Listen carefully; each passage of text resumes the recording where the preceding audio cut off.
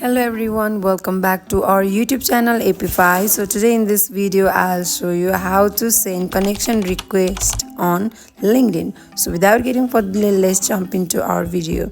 First of all, open up LinkedIn app. Make sure you have already downloaded LinkedIn app and sign in with your account. So here you can see my network on bottom. Tap on it.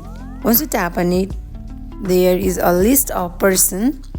Whoever you want to send connection request, you can simply tap on connect button.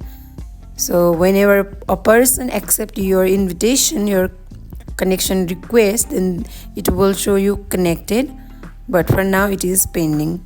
So in this way you can send connection requests to anyone on LinkedIn. So that is it for today. If you guys like this video, do not forget to like, comment and subscribe our channel. Thank you for watching.